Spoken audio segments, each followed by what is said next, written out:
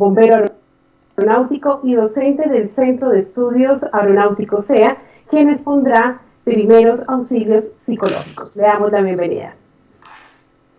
Muy buenas tardes para todos. Muy contento de estar aquí compartiendo este espacio de conocimiento con todos ustedes. A ustedes por esa paciencia, por ese interés que demuestran al estar hasta este momento acá con nosotros en este seminario que es de gran importancia. Vamos a tocar un tema que no es menos importante, es acerca de los primeros auxilios psicológicos, lo cual es complementario a estas crisis y a estas situaciones que se vienen presentando en los últimos años. Quisiera como que hacer un recuento a nivel general en el mundo. Hay una serie de situaciones que se vienen presentando, ¿no?, que se han presentado durante toda la vida, como son los accidentes, las catástrofes, lo que son los desastres tecnológicos, los desastres ocasionados por el hombre, esos desastres antrópicos, y todo eso está ahí, generando una carga emocional excesiva frente a toda la comunidad en el mundo entero. En este momento está surgiendo algo, y es una nueva amenaza. Esa nueva amenaza genera mucha incertidumbre, genera una cantidad de situaciones que van a llevar una sobrecarga emocional frente a todo eso que tenemos en ese día a día. Y eso nos va a llevar a pensar de que aún esas mismas estadísticas que vemos en los noticieros, vemos en los diferentes medios de comunicación, en esas redes sociales, pues van a generar cada vez más esa incertidumbre, esa frustración frente a lo que es el tratamiento, a lo que es la expectativa que generan todas estas situaciones de crisis. Entonces es bien importante que vamos a tocar este tema de lo que son los primeros auxilios psicológicos. Podríamos empezar diciendo que la definición de los primeros auxilios psicológicos se basa en un enfoque modular basado en lo que son las evidencias científicas. Es importante saber de que desde el del DSM-5, que es el Manual de Diagnóstico de Trastornos Mentales, pues ahí viene explicando lo que son la configuración de ciertas patologías asociadas a las emergencias. Ahí podemos ver la evolución que tiene el estrés frente a las crisis, como desde un estrés normal pasa a un distrés que ya empieza a generar una somatización, pasa a un estrés agudo, a un estrés crónico, y por último puede generar una configuración de un estrés postraumático, que sería fatal, sería terrible para una persona, una víctima que no haya tenido una intervención o que no haya superado una situación de esta de crisis. Ese enfoque modular basado en esas evidencias científicas, pues cada día se alimenta más. También podemos decir que estos primeros auxilios psicológicos están destinados a ayudar a los niños, adolescentes, a los adultos, a las familias afectadas. Pero también debemos de pensar en aquellas comunidades que han sufrido una devastación por un terremoto, por una situación de algún deslizamiento, por huracanes, por incendios, donde también esas comunidades es necesario llegar a través de estos primeros auxilios psicológicos y empezar a tocar esa parte que es bien importante, y es esa afectación psicológica, ¿sí?, y tratar de evitar que se configure en el tiempo la posibilidad de un estrés postraumático.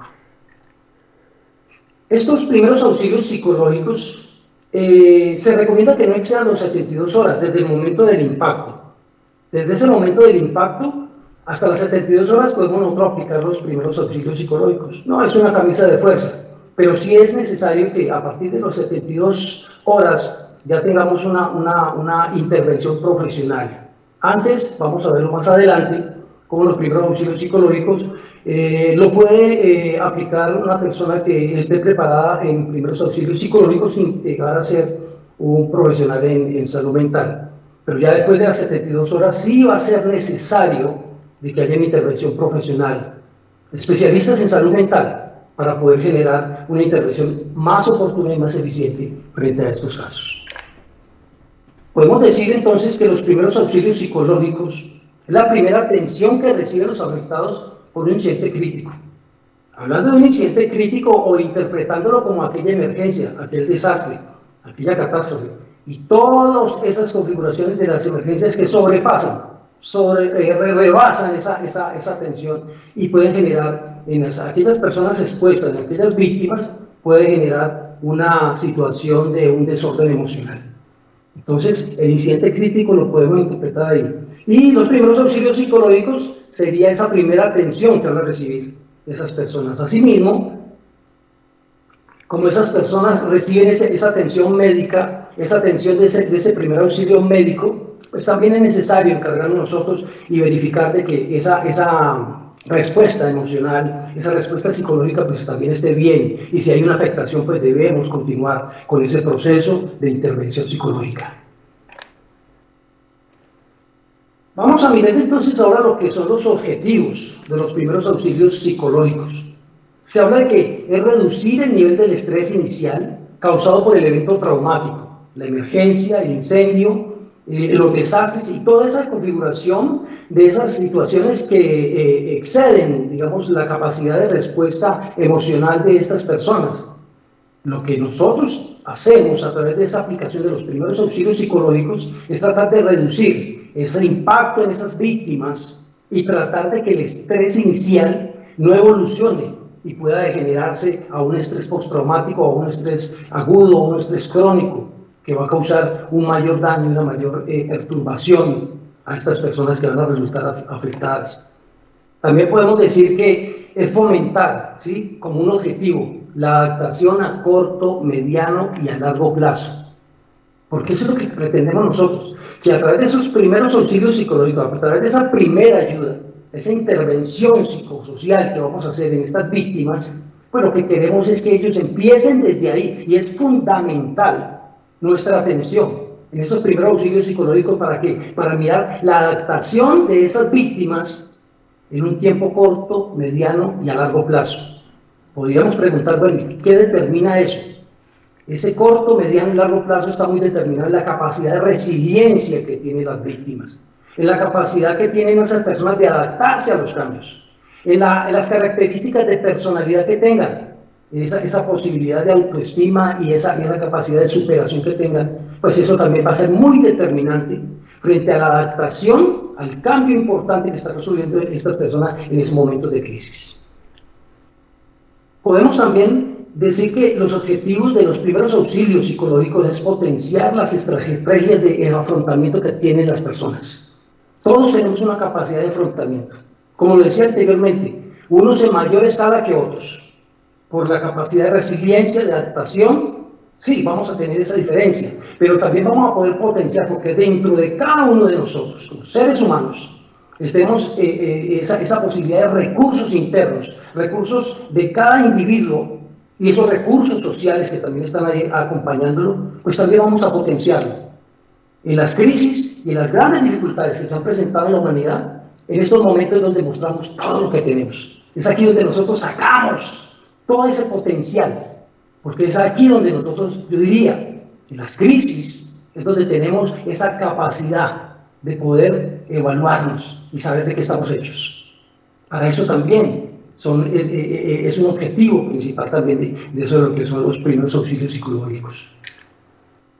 Vamos a ver a continuación una prioridad de los primeros auxilios psicológicos, porque aquellas personas que intervengan y que puedan aplicar esos primeros auxilios psicológicos, es necesario que tengan en cuenta unas prioridades. Podemos hablar de que una de las primeras prioridades que debemos de tener es proteger. ¿Proteger de qué? Si es un caso donde la persona está involucrada en una situación donde está peligrando su vida, nosotros debemos de garantizar la protección de esa persona. Nosotros debemos de tratar de protegerla ¿de qué? De todo ese entorno agreste que presentan las emergencias. Si es un accidente de tránsito, la persona de pronto quedó con lesiones leves o salió ilesa, es necesario que esa persona la saquemos de ahí, la llevemos a un lugar, protejámosla ¿de qué? De la escena de muerte, de heridos, del bullicio y de todo lo que configura una emergencia. Debemos de protegerla. Yo extendería esta protección de los medios de comunicación, de ciertos periodistas que de manera muy sutil quieren sacar información y quieren aprovechar el amarillismo de la noticia. Nosotros debemos de tratar de proteger a esas personas de todo este asedio y de todos estos entornos que van a ser perjudiciales para él. Debemos de guiarles Es un momento de embotamiento, es un momento donde las personas no tienen esa conciencia total de lo que está sucediendo. Y nosotros como directivos, digamos, frente a la situación, debemos de guiarles frente a todas las decisiones que van a tomar, sin ser nosotros los que tomemos las decisiones, pero sí debemos de tratar de ser guías, de apoyar, de sugerir y de tratar de estar ahí guiando a esas personas que están en un momento de crisis, en un momento de dificultad. Todas esas emergencias y aquellas personas que han padecido una situación donde la muerte estaba muy cerca, se podrán dar cuenta de que llega un momento en que uno se desconecta de la realidad. Unos tomarán una posición catatónica, una mirada fija hacia a un lugar incierto, otros de pronto tendrán una respuesta agresiva, otros tendrán de pronto una respuesta de risa incontrolada. Pues todo eso lo hace el estrés y la dificultad de la situación, porque en ese momento son respuestas comportamentales, psicológicas, emocionales, físicas que está padeciendo esa persona, y muchas veces hay una desconexión de esa realidad. Los que se pudieron ver la película El Joker, veíamos que este hombre cuando se llenaba de miedo, de temor y llegaba a un estrés excesivo, simplemente lo que podía hacer era una risa incontrolada. Son situaciones, signos y síntomas que vamos a identificar frente a esas víctimas, a esas escenas de muerte que nos presentan lo que son los desastres, las catástrofes y las mismas emergencias. Es necesario que nosotros informemos y podamos activar como parte de esa prioridad de los primeros auxilios psicológicos. Es tratar de priorizar también esa ayuda, activar esa red de apoyo, esos amigos, esos familiares que van a ser fundamental en el proceso para la recuperación de esas personas. Debemos de activarla. Más adelante miraremos cómo se pueden hacer este tipo de activaciones. La fase de la aplicación de los primeros auxilios psicológicos. Tengamos en cuenta de que esas personas inicialmente debemos de hacer un contacto con ella, nuestra presentación personal. Estamos aquí, queremos ayudarle, somos un grupo de profesionales, somos líderes en primeros auxilios psicológicos. Es ganar la confianza, es generar el rapport necesario para ganar su confianza, porque es tan importante el contacto y la presentación que nos vamos a dar cuenta más adelante cómo esa persona puede evolucionar sin llegar a generar una dependencia. Pero es fundamental la primera puerta que abrimos a través del contacto y la presentación que hacemos con esas personas que vamos a tratar. La idea es llevar un alivio, la idea es llevar una protección, lo veíamos, es generar ese alivio, decirle estamos aquí, le vamos a apoyar, tranquilo que la situación es incierta, pero está padeciendo usted una necesidad y está sucediendo algo que no lo considera usted bien, es algo que no es normal, pero también es normal la respuesta que usted está generando, pero de una condición anormal. Es poder llevar ese alivio, esa tranquilidad y ese reposo a esas personas, porque va a ser parte del contacto, va a ser parte de la confianza que podamos nosotros tener. La contención emocional sí es necesaria. Muchas personas van a quedar muy desbordadas en caso de un accidente, donde ven fallecidos, posiblemente seres queridos. Pues esas personas van a estar en un desborde emocional y nosotros debemos de tratar de contener esas emociones ahí y llevarlos a un sitio donde ellos puedan liberar esas cargas emocionales excesivas. Porque ese permitirles en ese lugar de la escena que ellos se desborden emocionalmente, esto nos va a generar también una posibilidad de un pánico generalizado o dificultades mayores. Si es necesario y si vemos que la persona está muy desbordada, vamos a llevarla a un lugar y vamos a tratar en ese lugar permitirle que tenga el desborde emocional, pero en la escena debemos de tratar de hacer una contención. Ese proceso de recolección de información, nosotros seríamos fundamentales en esos procesos. Es necesario recolectar información de todo eso que está sucediendo, de esas personas que están saliendo ahí. Nosotros debemos recolectar esa información y hay unos formatos para hacerlo, donde identificamos nombres, contactos, ¿sí? Y toda esa información que nos va a servir aún para generar las necesidades que vamos a solicitarle al gobierno municipal, al gobierno central, a estas ayudas que puedan ser necesarias, solicitarlas, y es a través de recoger una información de toda la situación. Tenemos también que hay una fase y es la asistencia práctica. No podemos estar en el sitio y pretender generar ciertas cosas como la contención emocional, tratar de llevar a una persona a la calma. No, tenemos que retirarla, tenemos que dar una asistencia práctica, ¿sí? Que lo que hagamos ahí en el sitio es porque necesariamente tenemos que hacerlo, porque vendrán nuevos espacios, nuevas fases donde podamos llevar una asistencia especializada, de pronto una asistencia más prolongada en tiempo. Entonces ahí en ese momento tenemos que hacer una asistencia práctica, porque es lo necesario, es lo que necesitamos ahí en ese momento, sin llegar a ir más allá de lo que debemos de ir. Una conexión con la red de apoyo es fundamental, ¿sí? Es activar, y hay que tener muy presente la activación de la familia, de esos seres queridos, de esos amigos cercanos. Muchas veces no van a querer ellos mencionar de que están en una situación de estas, pero sí pueden considerar llamar a un amigo, a una persona muy cercana, por el impacto que puede generar en otras personas. Nosotros debemos de facilitar esa conexión, de esa red de apoyo social que va a ser fundamental en todo ese proceso que van a llevar ellos. Ellos tienen un recurso, les decía, todos tenemos unos recursos internos, ¿sí? Y es esa capacidad de afrontar las crisis. En la medida en que hemos sufrido crisis, pues vamos fortaleciéndonos, y cada vez que se aparecen nuevas crisis o crisis semejantes, tenemos formas de afrontarlas, y hasta nos volvemos consejeros para otras personas que están atravesando las mismas crisis. La idea es que nosotros podamos potenciar todos esos recursos internos de esas personas. ¿Para qué? Para generar las pautas, a partir de ahí esas pautas de afrontamiento. ¿Por qué es necesario hacerlo? Que ellos empiecen a entender de que hay una situación que ha sucedido, de que esa conexión con la realidad hay que hacerla. Muchas veces las personas quedan tan desubicados que dicen: ¿qué me pasó? ¿Dónde estoy? Pues nosotros vamos a empezar a generar ese afrontamiento, esas pautas de afrontamiento, para que ellos vayan tomando conciencia de la situación y puedan generar en ellos esa capacidad de afrontar. Más las pautas que le damos nosotros, pues obviamente que va a ser más efectivo.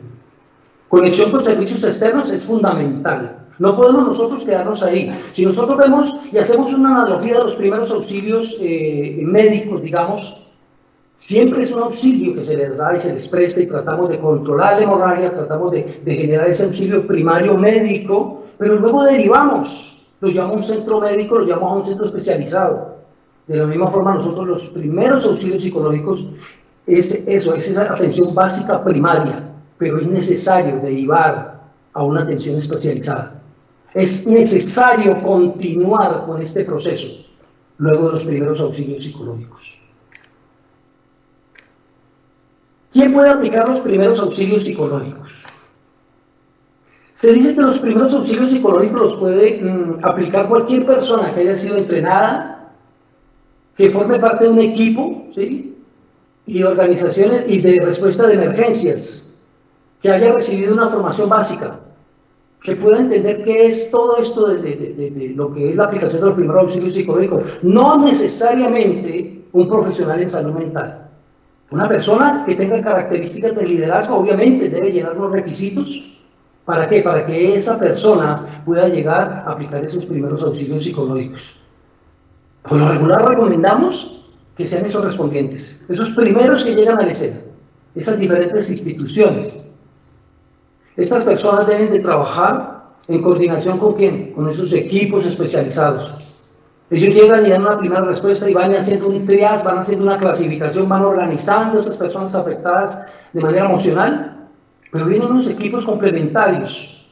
Pueden ser equipos más especializados y debe haber una coordinación para darle continuidad a todo ese proceso que han iniciado a través de los primeros auxilios psicológicos. ¿Cuál es la finalidad? ¿Y qué es lo que yo quisiera que se pudiera dar? Generar, constituir líderes en primeros auxilios psicológicos. Que de las diferentes instituciones de respuesta de emergencia, en sus filas, hayan personas que tengan esa capacitación básica para poder aplicar los primeros auxilios psicológicos. Así como tenemos personas que responden frente a fracturas, frente a hemorragias, frente a esa atención médica básica, que en ese grupo también hayan personas que puedan responder como líderes de primeros auxilios psicológicos.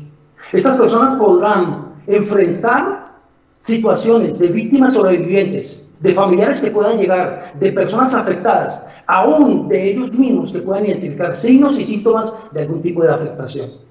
Algún compañero del grupo, del equipo de trabajo, que ellos, por el impacto de la situación de emergencia, simplemente ellos puedan aplicar esos primeros auxilios psicológicos, también en esos compañeros, en esos pares. Esa sería la idea, llevar a constituir líderes en primeros auxilios psicológicos a todos esos organismos de respuesta de emergencia, que puedan tener esa respuesta también. ¿Dónde se aplican los primeros auxilios psicológicos? Estamos hablando de que en emergencias masivas vamos a tener que llegar ahí, vamos a tener que organizar esa respuesta, así como se organiza una respuesta, un triage, una clasificación de víctimas con lesiones médicas, físicas. También nosotros en esa respuesta para aplicar en ese lugar los primeros auxilios psicológicos vamos a tener que llegar ahí en esos lugares donde las emergencias son masivas. El terremoto, el deslizamiento, las inundaciones, es ahí donde llegamos y debemos configurar, debemos tratar de que esos lugares que vamos a escoger, acondicionarlos. Pueden ser colegios, pueden ser salones comunales, pueden ser polideportivos. Es ahí donde tenemos que generar una condición, porque son emergencias masivas y lo más probable es que la afectación van a ser muchas personas las que van a resultar afectadas. Y no podríamos hacer un trabajo dispendioso o llevar a otros lugares, porque muchas veces son sectores amplios donde debemos de configurar en el mismo sitio. Pero también tenemos de pensar en algo, y es que existen o hay unas crisis cotidianas.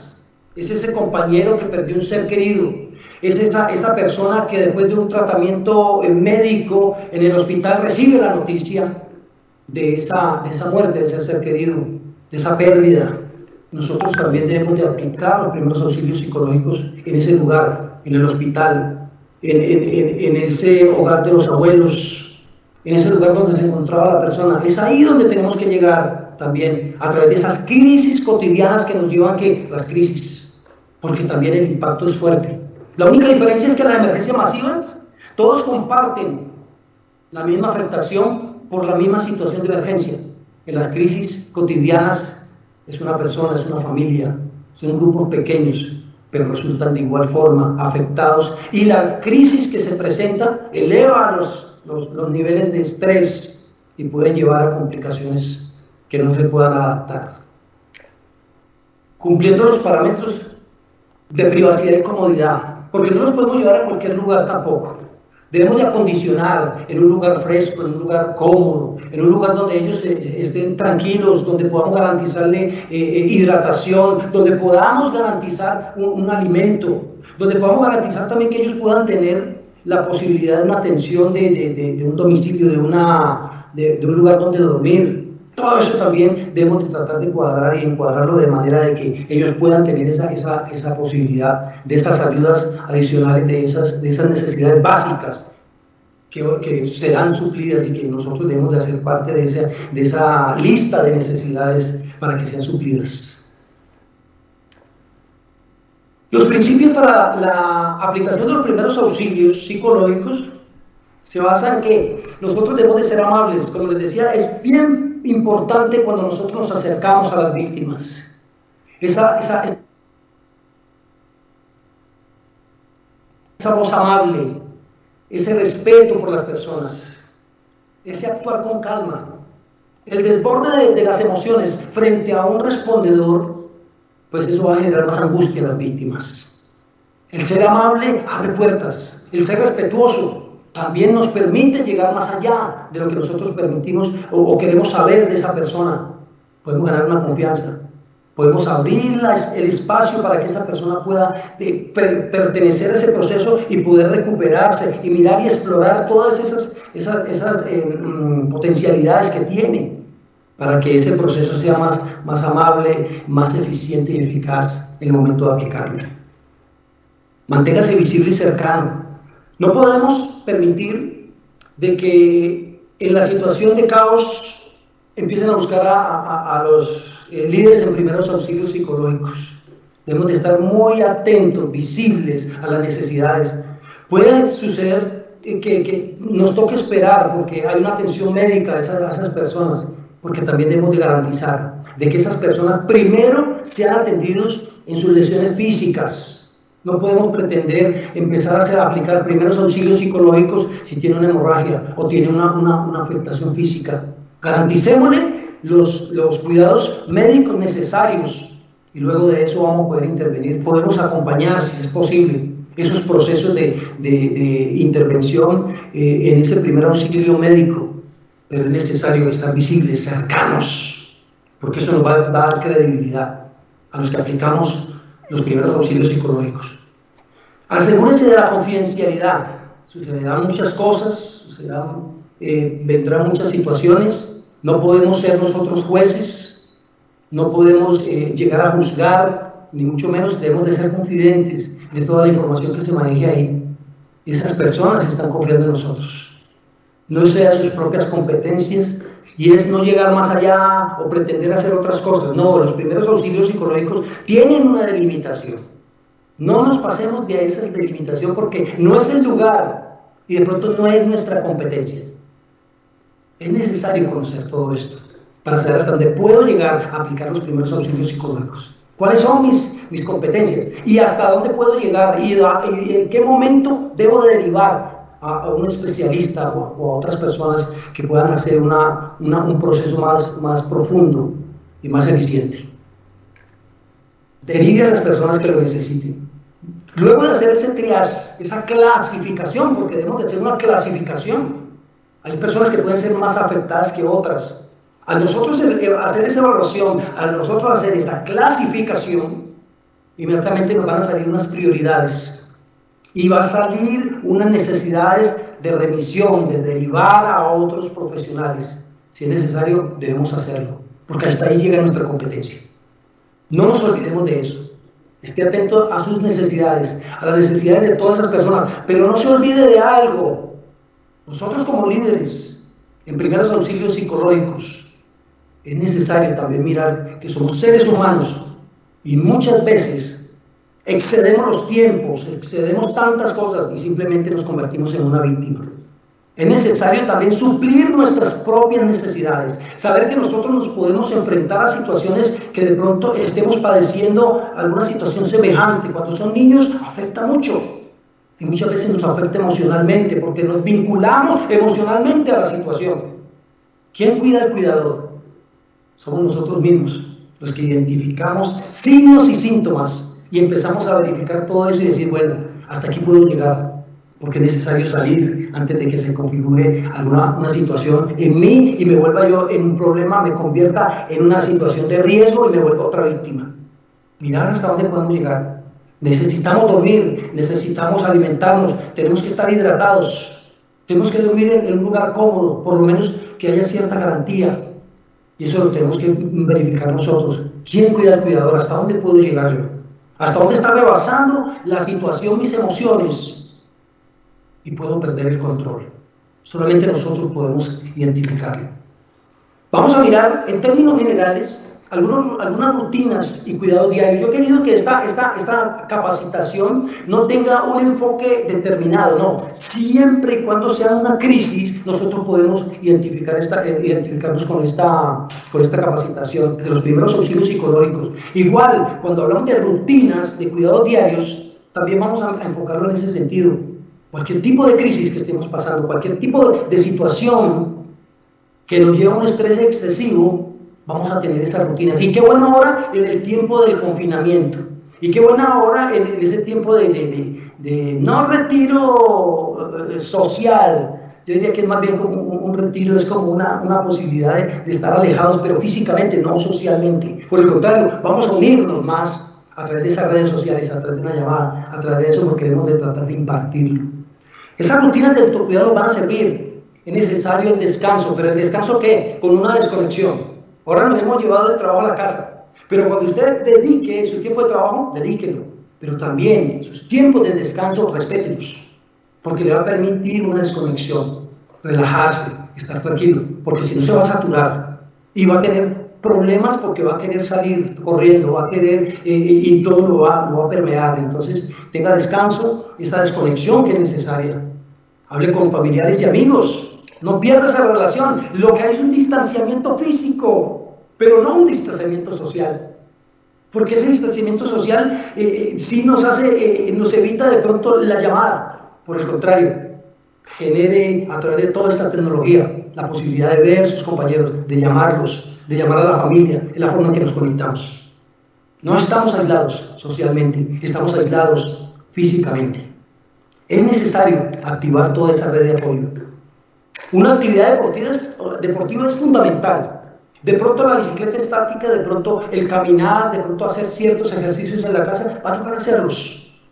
Por la imposibilidad de salir, bueno, ahora hay una posibilidad de salir, pero es necesario generar una actividad deportiva, alguna actividad física que nos permite también disipar.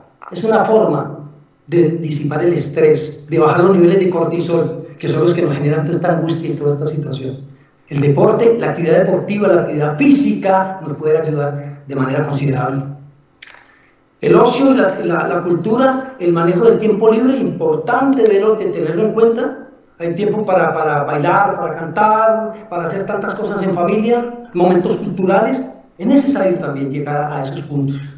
Tomar el sol es saludable, dicen los expertos, que el hecho de tener contacto con los rayos solares, ya estamos generando vitaminas a nivel de la piel. Y ese generar esas vitaminas, pues me está generando una mayor resistencia a tantas cosas. Me da ánimo, me siento bien, es como poder llegar a generar esa posibilidad a través de ese encuentro con la naturaleza que lo vamos a ver más adelante, pero también tomar el sol, es necesario. Desarrolle sus hobbies, ¿qué es lo que le gusta hacer? Vamos a ver películas, vamos a ver películas, vamos a hacer ejercicio, bailemos, cantemos, el karaoke, haga lo que a usted le gusta hacer. De pronto tenemos ciertas limitaciones, pero es la oportunidad que tenemos en este momento crucial de poder compartir en familia, de poder desarrollar todo eso que de pronto el día a día, el trabajo nos lo había impedido. Es la oportunidad que tenemos, aprovechémosla. Relajación, se está hablando mucho de la relajación, esa relajación, la oración, se está hablando de mindfulness, se está hablando de respiración, visualización, todo este tipo de terapias. Esta relajación nos lleva también a ¿qué? A bajar niveles de ansiedad, a bajar niveles de estrés, a regular nuestro latido cardíaco, nuestra presión arterial. Y es importante tenerlo como una rutina de cuidado diario. Ahora, ¿qué decir de ese encuentro con la naturaleza? Llegará un momento, váyase para la finca. Mire que en las grandes urbes, la gente ¿qué hace?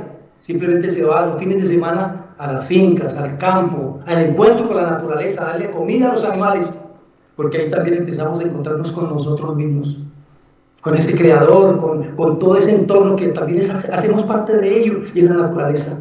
Salimos de la selva de cemento y empezamos a tener ese encuentro con la naturaleza. Es necesario.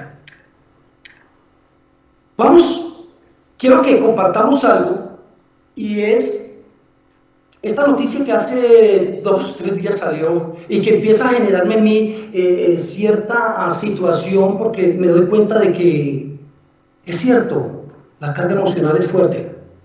Se habla de que una jefe de urgencias en la ciudad de Nueva York se suicidó. ¿Por qué se suicidó? Simplemente porque ver morir a tanta gente y sentirse impotente a través de la pandemia simplemente generó una carga excesiva que no pudo controlar y simplemente dijo, aquí no hay otra. Porque es que el final del estrés postraumático, si el llegar a un estrés postraumático, al llegar a una angustia de estas, se puede tomar decisiones de este tipo. Yo no sé, pero yo me atrevo a decir que este no será el primer caso. Vendrán casos de respondientes, de grupos de socorro, de grupos de instituciones de respuesta de emergencia, Ya están, en este caso están los médicos porque tienen el momento de la saturación, pero va a llegar un momento en el pico donde no sé qué tantas cosas podrán pasar. Ya estamos siendo saturados con solamente el aislamiento, con la afectación económica. Muchos empresarios van a quebrar, lastimosamente van a quebrar. Muchos pequeños empresarios van a desaparecer y eso va a generar una angustia mayor, una incertidumbre a través de esta situación. Yo quiero que miremos esta fotografía que acabo de colocar y con eso hacemos un resumen de todo y llegamos al final de esta capacitación. Yo quiero que lo miren y lo analicen y vamos a ponernos en una posición, ¿sí? Yo quiero que ahí donde usted se encuentre, no sé si cierra los ojos, no sé si está con sus ojos abiertos, pero vamos a hacer lo siguiente. Simplemente somos respondientes a este accidente. Y lo que vamos a hacer es lo siguiente. Voy a ponerme en la posición del psicólogo si soy profesional en salud mental o soy un respondiente de un organismo de socorro. ¿Qué voy a hacer? Si usted ve en el círculo el niño, tiene una mirada perdida. Aparentemente no tiene ninguna afectación. Los demás están fallecidos. Pero ese entorno de muerte, sin duda, le ha dejado en una mirada catatónica, en una visión de túnel, en una desconexión total. Vamos a hacer el resumen de todo esto y terminamos. Inicialmente nosotros debemos de esperar el rescate. Esta situación aquí nosotros no podemos intervenir. Hay un grupo de rescate que va a hacer el rescate del niño. Hará la recuperación de los cadáveres, medicina legal vendrá el grupo para hacer levantamiento de los cuerpos, pero nosotros esperamos es que la recuperación, o mejor, el rescate del niño, porque es con él que vamos a trabajar. Los fallecidos lastimosamente ya partieron. A ese niño tenemos que empezar a mirar qué lesiones tienen y que haya una atención de primeros auxilios médicos, una atención hospitalaria. Debemos de ubicar en ese entorno ese lugar donde lo vamos a atender, lejos de ¿qué? De la exposición a esta escena. Generar el contacto con ese niño, identificar los signos y síntomas para remitir y para mirar la configuración de la afectación, mirar las prioridades, para mirar qué es lo que vamos a hacer, ¿sí? ¿Cuáles son los más afectados? Porque puede ser que aquí estamos viendo eso, pero de pronto el carro, el tractocamión que fue el que generó este accidente, de pronto el conductor y su ayudante no están afectados físicamente, pero emocionalmente hay que atenderlos. Los curiosos, los periodistas que pueden resultar afectados. Debemos de generar una ventilación emocional ya en un sitio donde podamos generar con esas personas, esas víctimas, generar esa ventilación emocional. Posteriormente, la desmovilización de esos contenidos emocionales para empezar a generar la posibilidad de esa tranquilidad y ese proceso que se necesita. Y por último, si es necesario, la derivación a un especialista, que continúe en este proceso.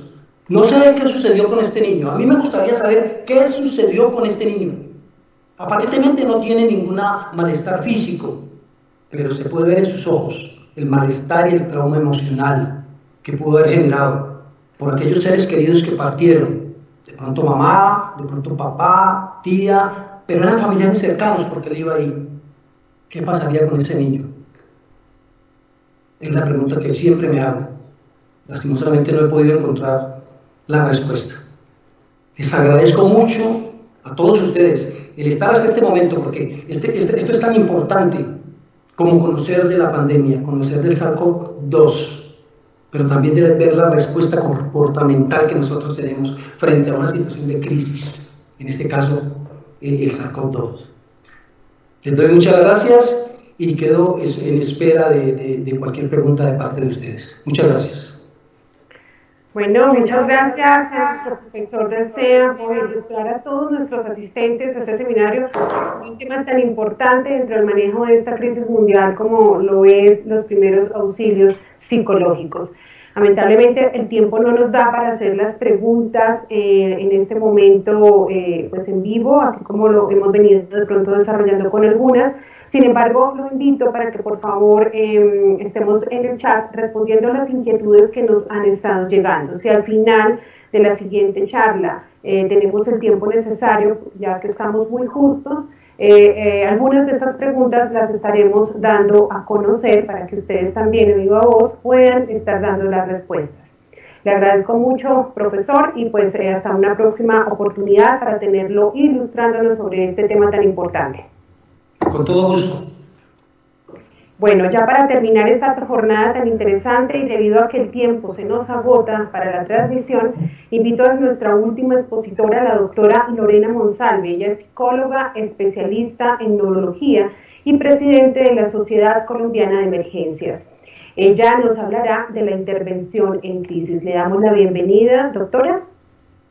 Buenas tardes, muchísimas gracias por la invitación. Muchas gracias a todos los que están conectados en este momento. Pues como en la presentación, mi nombre es Lorena Monsalve, soy psicóloga, especialista en neuropsicología, no en neurología, y en el momento vamos a empezar con la presentación en intervención en crisis para contextos de pandemia.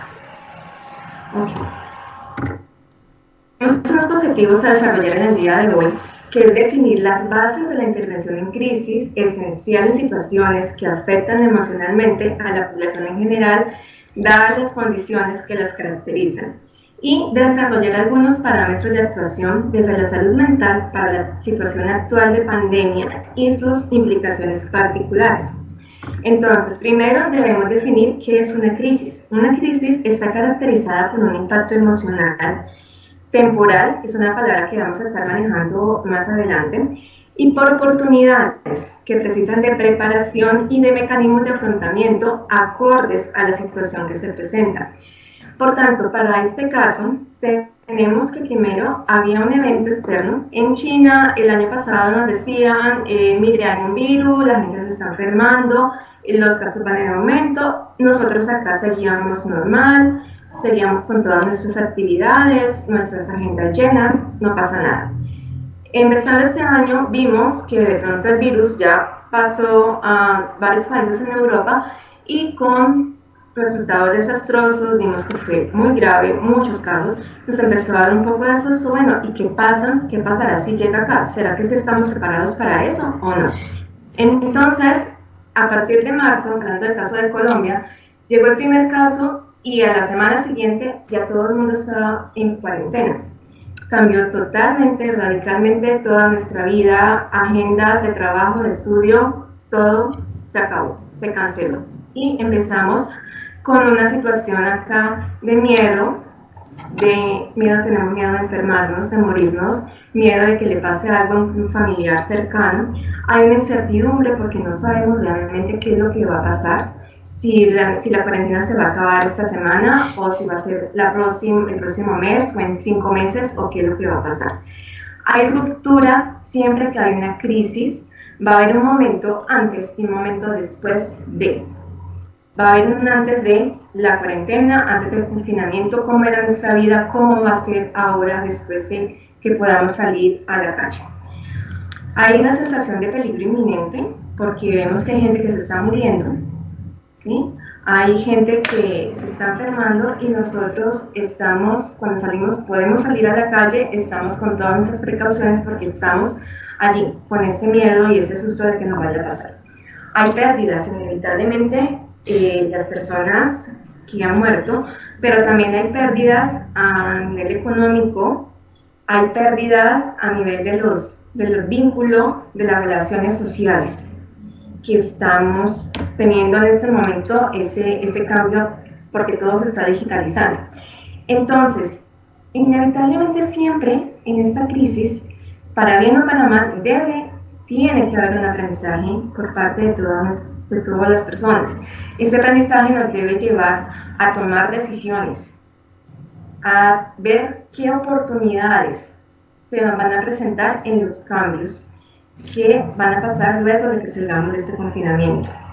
Estas decisiones deben también ser pensadas en que muy seguramente puede que en un futuro no muy lejano tengamos una nueva cuarentena, entonces ¿cómo nos vamos a preparar? Para eso no estuvimos preparados y ha pasado todo lo que hemos tenido a nivel de salud mental.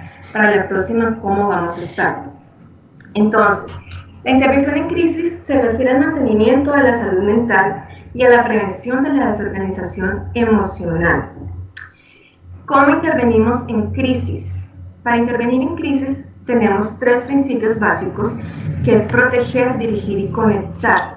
Si estuviéramos en un contexto de un terremoto, en un desastre masivo, ¿de qué protegemos a la gente? Hablando de psicología, protegemos de los estímulos que los van a lesionar más en su parte emocional, por eso los protegemos de ruidos fuertes, de gritos, perdón, los protegemos de ver fallecidos, ¿sí?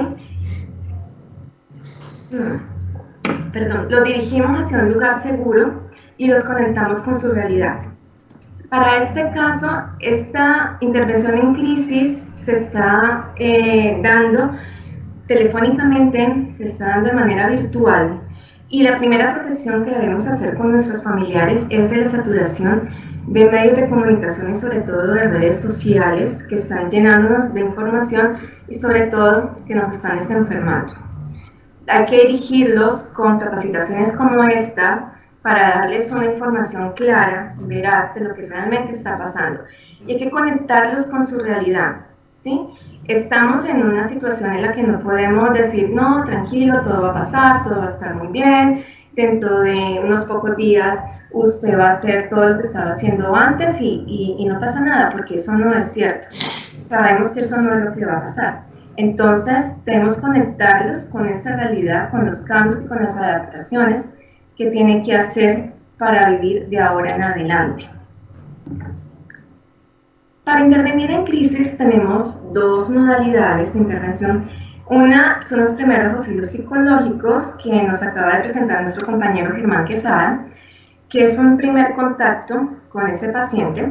En caso de, como les digo, un evento masivo, un terremoto, una inundación, digamos, podríamos hacer todo ese tipo de recomendaciones que nos acaba de hacer. En este caso, sus primeros auxilios con las personas que lo necesitan deben hacerse telefónicamente o por videollamadas en caso de que se pueda hacer.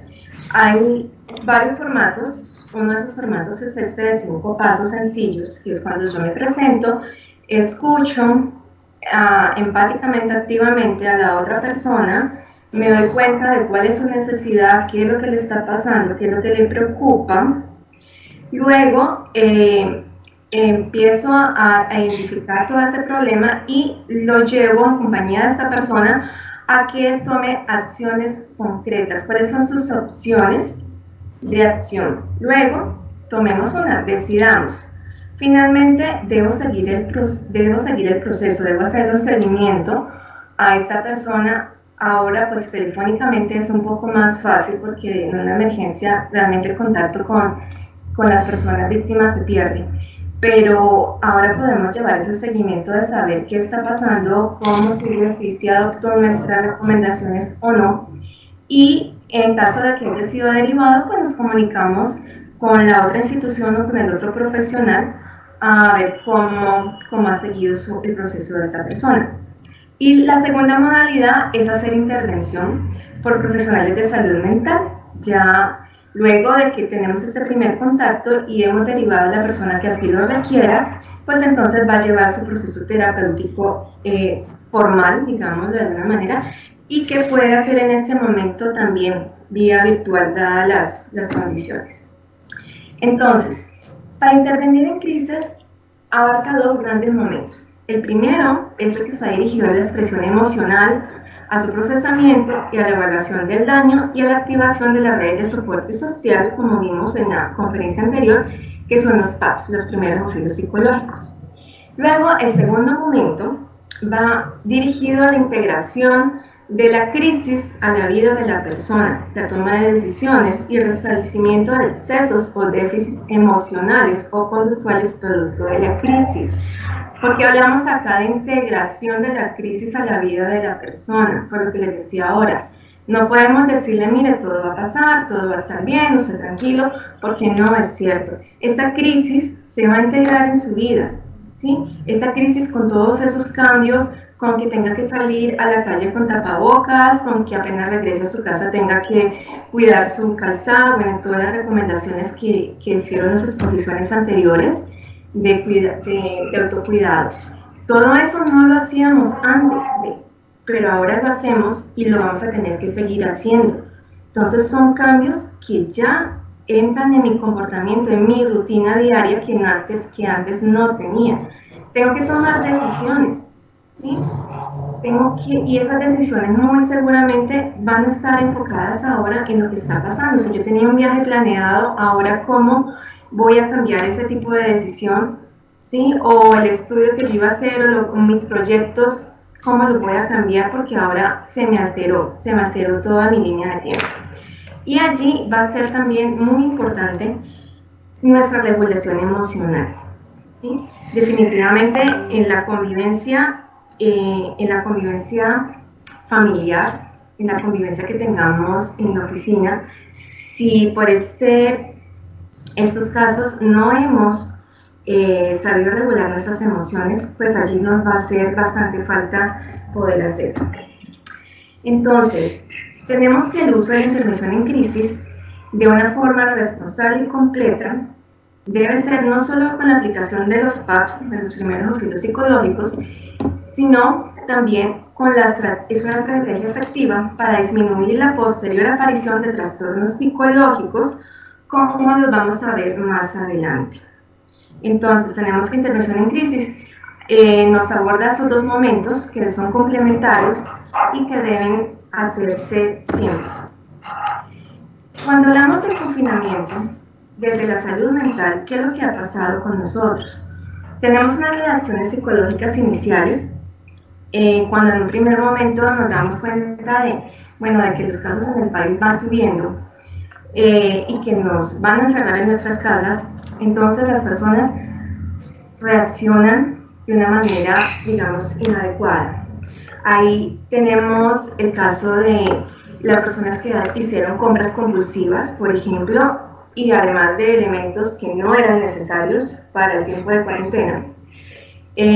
Personas que en ese momento, por ejemplo, tratan mal al personal de salud, ¿sí? Muchos dicen, es que son muy ignorantes, sí son, pero es que en lo profundo de esa ignorancia lo que hay es miedo, ¿sí? Miedo como esa reacción psicológica humana que nos está diciendo es que no me quiero enfermar. ¿Y por qué no me quiero enfermar? Porque no me quiero morir, ¿sí? Porque no quiero que esté cerca de mí, porque no quiero que mi familiar, que de pronto es vulnerable, se enferme y pase por todo ese proceso de UCI y se vaya a morir, ¿sí? Entonces, eso es lo que está pasando en este momento, por lo menos acá en Colombia, frente al personal de salud. Es ese miedo que se disfraza de ignorancia y que no deja que actuemos realmente como debe ser. Entonces, hay ansiedad, estamos esperando siempre desde el principio, bueno, ¿qué va a pasar luego? ¿Cómo van aumentando los casos? Además, estamos pegados de las estadísticas, pues esa ansiedad va a aumentar, va a ser peor, ¿sí? Nos angustia el confinamiento, nos angustia que nos hayan coartado nuestra libertad, que nos digan no puedes salir solamente hoy y después salga solamente una vez a la semana y solamente vaya y haga mercado o solamente vaya y pague las cuentas del banco y regrese a su casa. Entonces, todos esos mecanismos nos empiezan progresivamente a crear malestar. Nuestras actividades cotidianas están limitadas, lógicamente, porque pues, han tenido que ser canceladas. No hay gimnasios, no hay colegios, no hay parques, no hay nada donde podamos salir. Hay una necesidad de supervivencia, por eso también las compras compulsivas. Hay una necesidad de querer estar bien, y una necesidad de protección a nuestra familia, sobre todo proteger padres, abuelos y niños. Entonces usted quédese en casa, yo le llevo las compras, usted no se asome en la ventana, usted, bueno, toda esa protección y ese sentimiento maternal y paternal se nos aflora allí en este momento. Va a haber estrés y incertidumbre, y siempre, o sea, todos estamos estresados. No puede ser que porque sea psicóloga o psicólogo no estés estresado. Yo me he estresado varias veces y he perdido el sueño y también me ha alterado mi forma de alimentarme. Claro, me estreso, obviamente, estamos aquí ya casi 2 meses en la casa. tengo que muchas cosas pendientes que pues ya realmente ya no están pendientes porque ya están canceladas, pero todos nos estresamos. Lo que tenemos que ver ahora es cómo afrontamos ese estrés, cómo manejamos ese tipo de situaciones. Posteriormente, hay ajustes y hay adaptaciones porque ya empezamos a ver, bueno, si ya estamos aquí, esto es en serio, entonces cómo nos adaptamos a la situación, cómo nos cuidamos y tratamos de hacer llevadera nuestra vida en confinamiento más amable. Entonces, mire, esta gráfica que es sacada del periódico El País de España nos muestra el impacto emocional de la pandemia. Aquí ellos dicen llamada, bueno, la llamada dicen, bueno, es, digamos, ese primer impacto. Nos avisan que hay un nuevo virus en China. Listo, entonces aquí ya nosotros tranquilos, seguimos haciendo todo normal. Luego viene una fase de negación, dice no, eso no va a llegar aquí, eso no va a ocurrir aquí, nosotros no nos va a pasar nada. Luego cuando ya vemos que sí llegaron los casos y en los países cercanos también, entonces nos da mucha rabia y la cogemos contra el gobierno, ¿cierto? Entonces, ¿por qué no se habían tomado las medidas antes? ¿Por qué no se abrieron los aeropuertos? ¿Por qué no cancelaron los vuelos internacionales? Bueno, aquí nos enojamos y armamos todo el alboroto. Luego pasamos a una fase de miedo. ¿Listo? ¿Qué nos va a pasar? Y si me enfermo y en el hospital o en la clínica de mi ciudad no me pueden atender porque no tienen los recursos, ¿qué va a pasar conmigo? ¿Me voy a morir? ¿Voy a dejar a mis hijos sin papá, sin mamá? ¿Qué pasa? Seguimos progresando, sigue avanzando, hay un proceso de aceptación. Me siento triste, me siento vulnerable, hay algunas personas que se deprimen, ¿sí? Porque aquí se sienten muy solos, sienten que ya pues se sienten hasta inutilizados, aislados totalmente de la sociedad, se pierde el vínculo social que es bastante importante para nosotros. Pero luego seguimos avanzando y vemos que podemos tener nuevos hábitos en nuestra casa, podemos tener un poco más de confianza al salir cuando salimos con todos nuestros implementos de bioseguridad. Entonces también empiezo a aprovechar las redes sociales de una manera diferente, veo que hay una oportunidad de aprender, porque hay muchos cursos en línea que son gratis y que puedo aprender cocina, puedo aprender de todo, ¿cierto?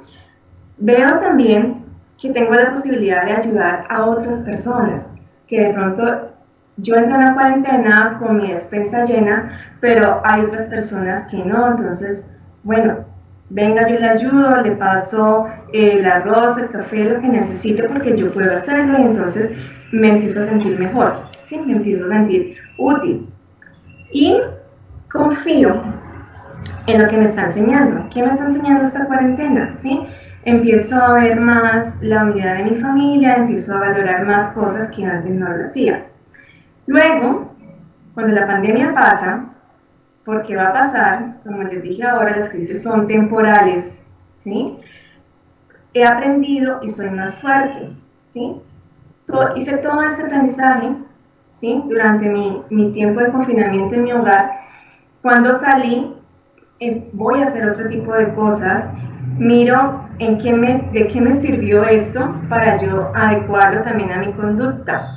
Les digo que la pandemia va a pasar, no significa que no vaya a volver o que no vayamos a tener otro tipo de virus, otro tipo de cuarentenas, pero entonces nosotros con un aprendizaje previo como el que estamos haciendo en este momento, vamos a poder responder diferente y mejor. Bueno, cuando algunas personas que de pronto esta línea de tiempo no la llevan de una manera adecuada y de pronto se quedan acá abajo en el miedo, ¿sí? en la tristeza y en la rabia y en todo este tipo de procesos, si no avanzan y no siguen haciendo esta evolución, vamos a tener consecuencias a nivel clínico, ¿sí? Entonces, vamos a mirar cada uno de ellos de una manera rápida. Hay estrés, depresión, ansiedad, consumo de sustancias psicoactivas, duelos complicados y suicidios.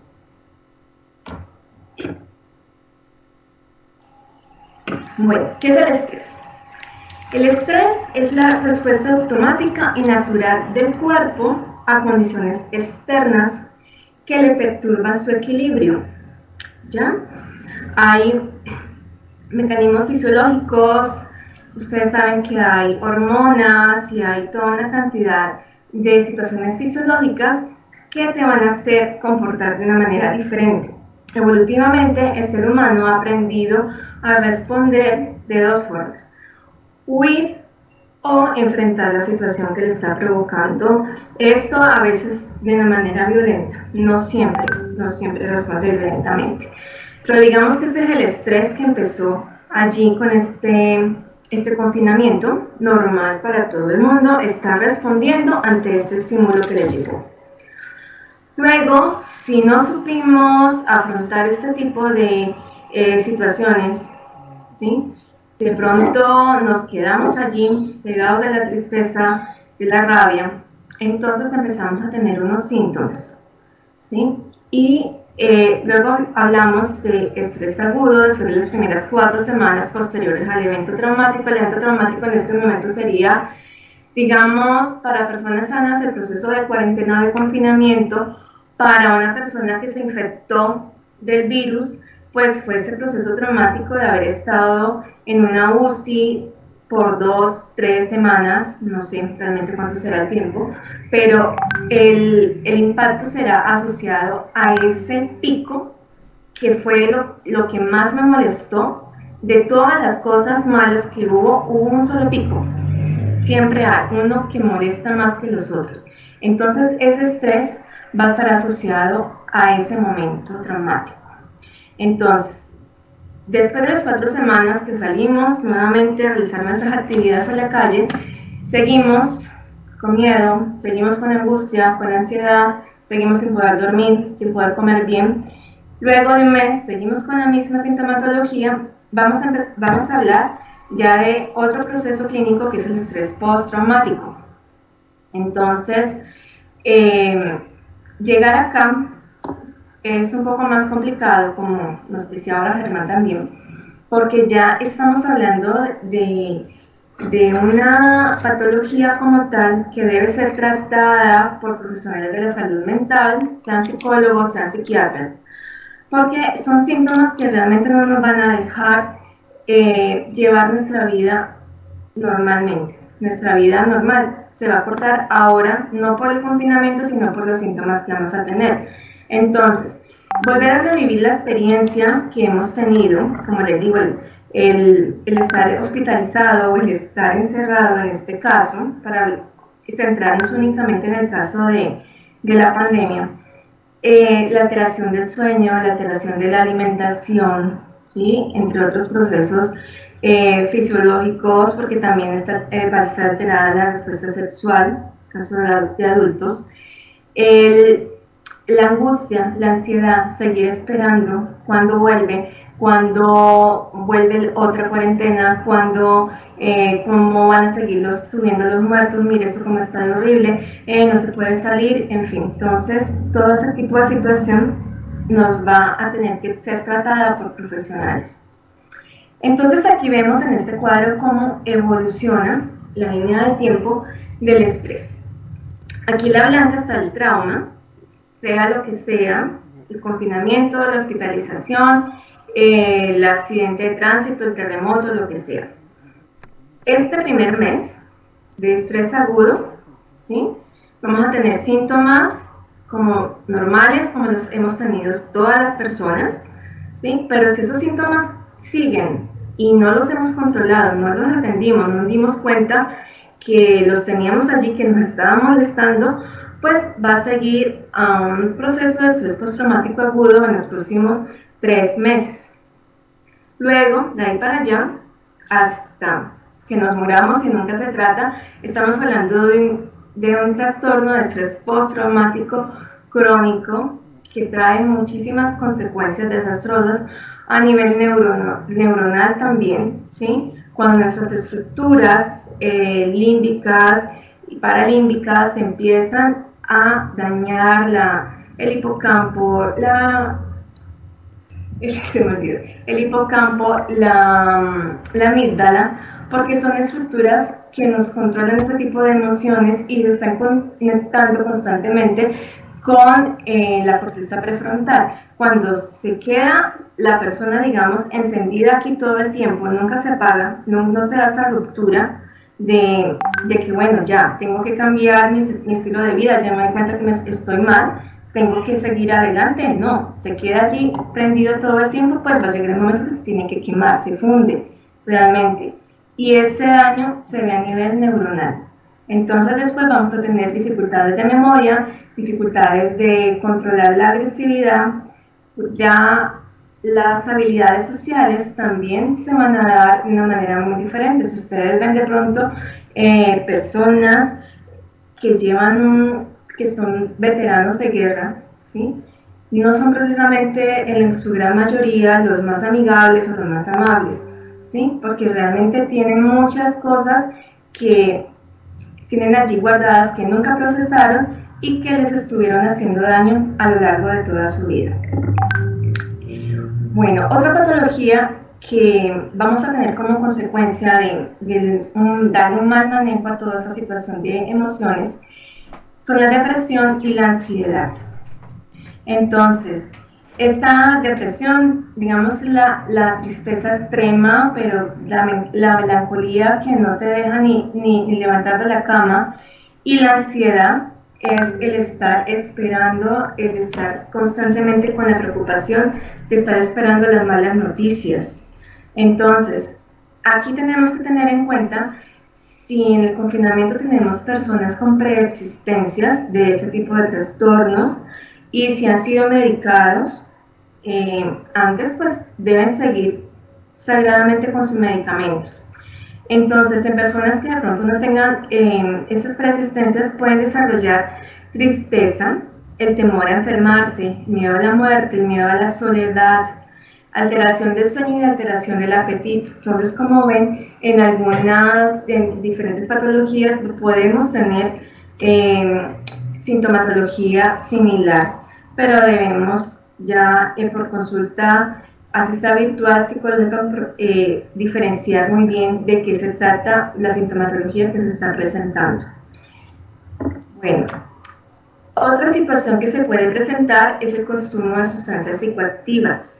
Nuevamente, si hay persistencia, si hay personas que ya eran adictos en el momento de confinamiento, si no están solos, si están con la familia, entonces van a tener, puede presentarse síndrome de abstinencia por desabastecimiento, porque no van a tener las mismas condiciones de poder conseguir sus drogas. ¿sí? Además, que si las consiguieran, pues no lo pueden hacer libremente dentro de sus casas porque están los padres, los abuelos, los hermanos, en fin, allí cambia también para ellos. Entonces, como no lo pueden hacer, se van a alterar demasiado y van a tener síndrome de abstinencia con toda la fisiología que esto trae.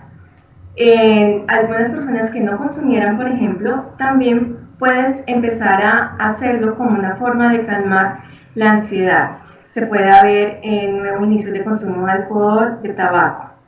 En el periódico El Tiempo de Bogotá, en el 23 de abril, dice que 65% de las personas encuestadas está consumiendo algún tipo de sustancia psicoactiva en sus casas. Miren que esto es bastante alto. Ha disminuido de pronto el consumo de sustancias estimulantes y alucinógenas, que eran las que se hacían por lo regular en fiestas, como éxtasis, cocaína, pero ha aumentado el consumo de alcohol, de cigarrillo, de marihuana y entre otras cosas de café y de té. Pues somos bastante consumidores de café, pero las cifras han aumentado bastante en este tiempo de confinamiento. Bueno, vamos a tener un duelo complicado por el confinamiento. Es muy importante para las personas a nivel social y cultural los ritos funerarios, ¿sí? El poder hacer la velación de la persona, el funeral, el entierro, hacer todo el acompañamiento. En este caso se ha perdido, hay ausencia, ¿sí? allí en la foto que vemos es algo impactante, pues es una foto en Italia, ¿sí? Y allí vemos personas totalmente ajenas al difunto, la familia no aparece por ninguna parte. Entonces, allí le empiezan a dar el valor que tiene esa despedida. Yo, al despedirme de mi familiar, despedirse de esa persona querida, que no, además que no la ve de hace mucho tiempo antes de que entró a hospitalización. Y aún de personas que no hayan sido enfermos, que no se hayan contagiado, también tiene restricciones en este momento el hecho de poder estar, de hacer digamos un funeral como se hacía anteriormente. Entonces, para la persona que perdió el familiar, también le va a hacer mucha falta el contacto físico, el consuelo de otros, ¿sí? La búsqueda de contacto, la búsqueda de contacto va a estar allí pues muy presente y va a tener que ser de manera virtual. Puede haber depresión como consecuencia. Y hablamos de que hay un duelo complicado cuando se presenta toda esa sintomatología más otro tipo de situaciones. Después de un año la persona todavía sigue pendiente de esta persona que se murió, digamos de los aniversarios, es que no me pude despedir, es que mire que sufrió mucho. Entonces todo ese tipo de cosas hacen que la persona haga un cuadro clínico diferente, que puede ser una depresión, bastante complicada cuando no ha podido resolver adecuadamente esa despedida de su familia. Otra situación que se presenta en este tiempo es el suicidio. De hecho, han habido varios casos ya. Y hay un post que vi hace poco, decía, todos estamos en la misma tormenta, pero no todos estamos en el mismo barco. ¿Qué quiere decir esto? Todos estamos en la misma situación de pandemia, de cuarentena, de confinamiento, pero no todos estamos en las mismas condiciones, ¿sí? ¿Qué pasa, por ejemplo, con la señora que está con su esposo maltratador, o los niños y adolescentes que están con adultos abusadores, ¿sí? Entonces, es una situación que empieza a complicarse a nivel ya interna.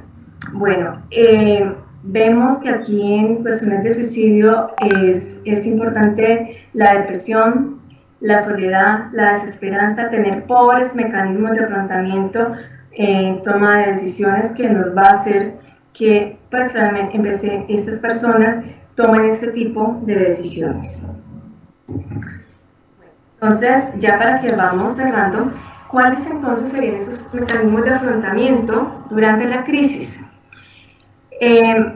Debemos explorar nuevos hábitos, ocupaciones, las técnicas de respiración, de relajación, de meditación son muy útiles, y en internet pueden buscar muchos tutoriales donde les van a enseñar a realizarlas, y si se hacen todos los días realmente van a servir de efecto. Hacer actividad física en la casa en la medida de lo posible, tener rutinas sanas, fortalecer los factores protectores en la unión familiar.